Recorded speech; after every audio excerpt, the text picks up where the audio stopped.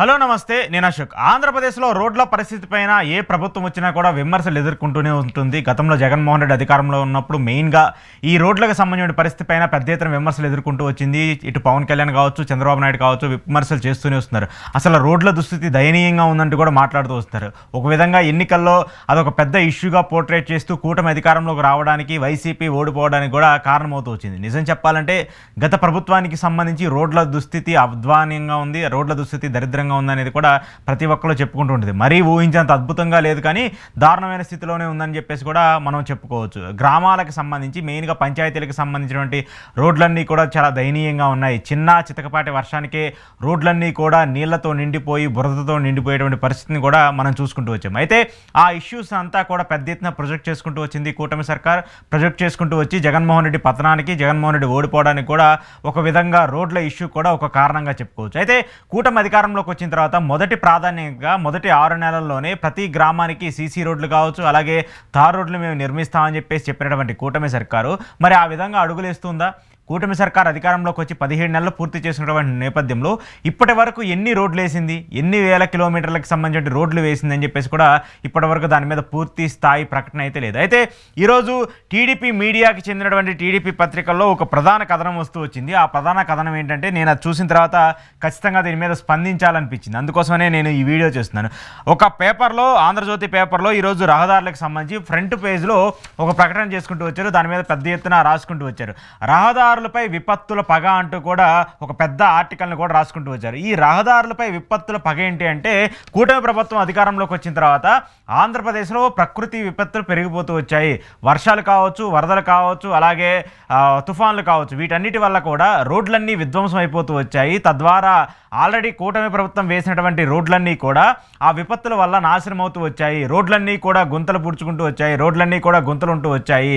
ఎన్ని ప్యాచ్ వర్కులు వేసినా, ఎంత చేసినా కూడా దాన్ని స్థిరంగా మళ్ళీ నాణ్యంగా చేయాలంటే మాత్రం కొంత సమయం చేపట్టే అవకాశం ఉందంటూ కూడా ఇప్పుడు ఈ పత్రిక మెయిన్గా రాసుకుంటూ వచ్చింది ఈ కథనం అంతా కూడా. అయితే దీంట్లో కూడా మళ్ళీ జగన్మోహన్ రెడ్డిని దూషించే విధంగా, జగన్మోహన్ రెడ్డిని తప్పుపట్టే విధంగా మాట్లాడుకుంటూ వచ్చారు.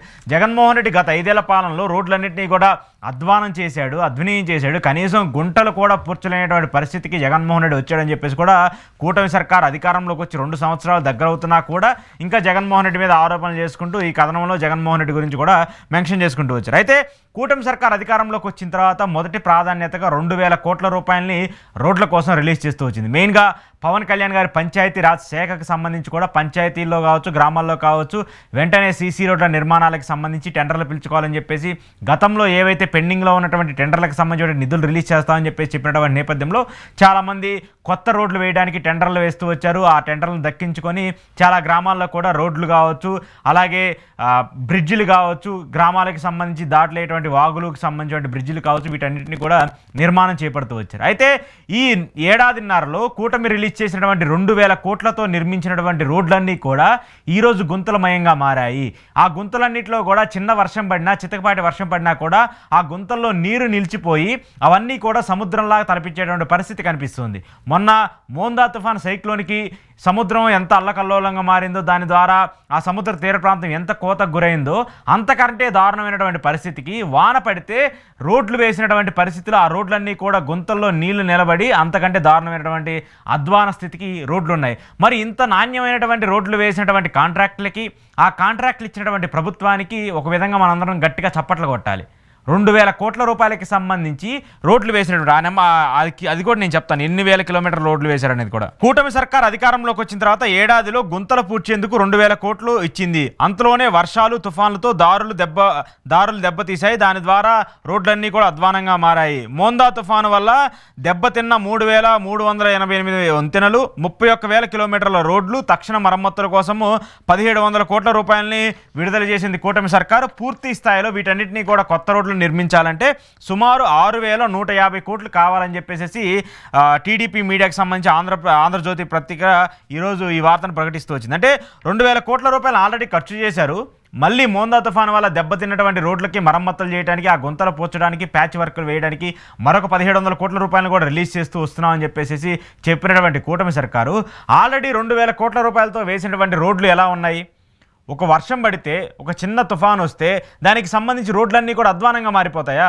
మరి 2,000 కోట్ల రూపాయలకి సంబంధించిన ప్రజాధనాన్ని వెచ్చించి ఆ కాంట్రాక్ట్లకి ఆ డబ్బులు ఇచ్చేసి వర్షం పడంగానే గుంతలు పడేటువంటి రోడ్లు వేయడానికి మీరు డబ్బులన్నీ ఇచ్చారా? ఇంత దారుణమైనటువంటి రోడ్లు వేసినటువంటి వాళ్ళ మీద మీరు ఎందుకు చర్యలు తీసుకోవట్లేదు? ఆ గుంతల వల్ల ప్రమాదాలు జరుగుతాయని చెప్పేసి మీరు చెప్తున్నారు కదా, ఆ ప్రమాదాలకు కారణమవుతున్నటువంటి కాంట్రాక్టులు మీరు ఏం చేస్తున్నారు? ఎందుకంటే ఆ కాంట్రాక్టులన్నీ కూడా మన పార్టీకి చెందినటువంటి ఎమ్మెల్యేలు, మన పార్టీకి చెందినటువంటి మంత్రులు, లేదంటే వాళ్ళ బినామీలకు చెందినటువంటి కంపెనీలకే మనం ఆ కాంట్రాక్టులు ఇస్తున్నాం కాబట్టి వాళ్ళని ప్రశ్నించలేము, వాళ్ళని గొంతెత్తి మాట్లాడలేము, కనీసం వాళ్ళ మీద చర్యలకు కూడా ఆదేశించలేము. అంత అధ్వానంగా ఉంది కూటమి ప్రభుత్వానికి సంబంధించినటువంటి రోడ్ల దుస్థితి. గతంలో జగన్మోహన్ రెడ్డి అద్భుతంగా చేశాడని నేను చెప్పను. జగన్మోహన్ రెడ్డి కూడా ఇలా చేశాడు కాబట్టే ఆ గుంతలను కూడా కనీసం పూడ్చలేదు కాబట్టే ఆ గుంతలు పడిన రోడ్లలో ప్రయాణికులు ప్రయాణం చేస్తూ రోడ్డు యాక్సిడెంట్లు గురయ్యి ప్రాణాలు కోల్పోయారు కాబట్టే జగన్మోహన్ రెడ్డి ఈరోజు 11 స్థానాలకు పడిపోయి ప్రతిపక్షంలో ఉన్నాడు. మరి మీరు అధికారంలోకి వచ్చారు కదా, మీరు అధికారంలోకి వచ్చి అద్భుతంగా సృష్టిస్తాము, నేషనల్ హైవేలు మాదిరిగా మా ప్రతి గ్రామంలో కూడా రోడ్లు వేస్తామని చెప్పినటువంటి కూటమి సర్కారు ఈరోజు ఎన్ని వేల కిలోమీటర్ల రోడ్లు వేసింది? దాని మీద ప్యాచ్ వర్కులు పూడ్చడానికే మీరు 1,500 కోట్లు ఖర్చు పెడుతున్నారే, మరి పూర్తి స్థాయిలో రోడ్లు వేయడానికి ఎన్ని వేల కోట్లు అవసరము? మరి దీన్ని కూడా పీపీపీ మోడ్లో ఇచ్చేసి మొత్తం ప్రైవేటీకరణ చేసేయండి. ఇంకా ఆంధ్రప్రదేశ్లో మొత్తం పీపీపీ మోడ్లేగా నడుస్తుంది కదా, రోడ్లకు సంబంధించి కూడా, గ్రామాలకు సంబంధించిన రోడ్లకు సంబంధించి కూడా పీపీపీ మోడ్లు పెట్టేసేయండి. ఈరోజు మీరు ఇంత దారుణంగా ఒక వార్త రాశారే, ప్రకృతి విపత్తుల వల్ల రోడ్లు నాశనం అవుతున్నాయని. ఇది ప్రకృతి విపత్తే కారణమా? ప్రభుత్వ విపత్తు కారణం కాదా? కాంట్రాక్టులకు సంబంధించిన తప్పులు కారణం కాదా? కాంట్రాక్టులు నాణ్యత లేనటువంటి రోడ్లు వేసేటువంటి రోడ్లు కారణం కాదా? అసలు కాంట్రాక్టులకు సంబంధించి ఎన్ని సెంటీమీటర్ల రోడ్లు వేయాలని చెప్పేసి గవర్నమెంట్ ఆదేశాలు ఇస్తుంది. వాళ్ళు ఎన్ని సెంటీమీటర్ల రోడ్లు వేస్తున్నారు? దాని లోతు ఎంత ఉంటుంది?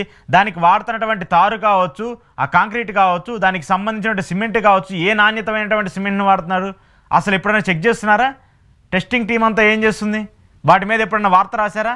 వాటి మీద వార్తలు ఉండవు. కేవలం ఏదన్నా రోడ్లు పడిపోయాయి, రోడ్లన్నీ కూడా గుంతలమయమైపోయి ప్రభుత్వం మీద వ్యతిరేకత వస్తుంది, ప్రజలందరూ కూడా ప్రభుత్వాన్ని తిడుతూ ఉంటారు.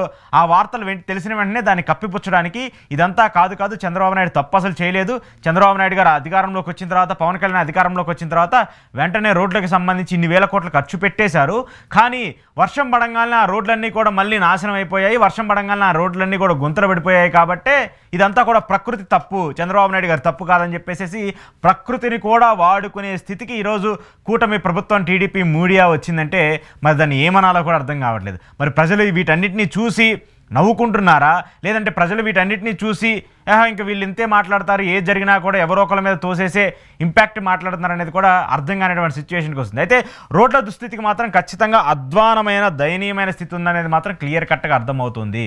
గ్రామాల్లో అయితే చిన్న రోడ్లు కావచ్చు, లేదంటే సింగిల్ జర్నీ ఉన్నటువంటి రోడ్లన్నీ కూడా చాలా దయనీయమైన పరిస్థితులు ఉన్నాయి. కాలువలు కావచ్చు, లేదంటే కల్వట్లు కావచ్చు, అవన్నీ కూడా దారుణమైన పరిస్థితులు ఉన్నాయి. అవి ఎప్పుడు కూలిపోతాయా, ఆ బ్రిడ్జిలు చిన్న బ్రిడ్జిలు ఎప్పుడు కూలిపోతాయా అనేటువంటి దుస్థితికి వచ్చేసింది చాలా బ్రిడ్జిలన్నీ కూడా. సో వాటన్నిటినీ కూడా నిర్మించాల్సింది పోయి వాటన్నిటినీ కూడా నిర్మించడానికి డబ్బులు లేవని చెప్పేసి చెప్పలేం. కాబట్టి దీన్ని ఏదో విధంగా ఎవరో ఒకరి మీద తోసేయాలి. జగన్మోహన్ రెడ్డి మీద సగం దోసేసాము, ఎందుకంటే జగన్మోహన్ రెడ్డి గత ప్రభుత్వం ఏం చేయలేదని చెప్పేసి ఆల్రెడీ పేపర్లో రాసుకుంటూ వచ్చాం. కాబట్టి మిగతా సగం దేని మీద ఒకదానికి తోసేయాలి. కాబట్టి ప్రకృతిని ఆపాదిస్తూ, ప్రకృతి మీద నిందలేస్తూ చంద్రబాబు నాయుడు గారు తప్పు కాదు, చంద్రబాబు నాయుడు గారు రోడ్లు వేసినా సరే, చంద్రబాబు నాయుడు గారు అద్భుతంగా నేషనల్ హైవేల మాదిరిలో గ్రామాల్లో రోడ్లు వేసినా సరే ప్రకృతి విపత్తులు వచ్చి, మోంతా తుఫాన్ వచ్చి ఆ రోడ్లన్నీ కొట్టుకుపోయాయి. అందువల్ల ఇది చంద్రబాబు నాయుడు గారు తప్పు కాదని చెప్పేసి టీడీపీ మీడియా, టీడీపీ పత్రికలు చేస్తున్నటువంటి కలరింగ్ చూసినటువంటి జనాలు నవ్వుకుంటున్నారు.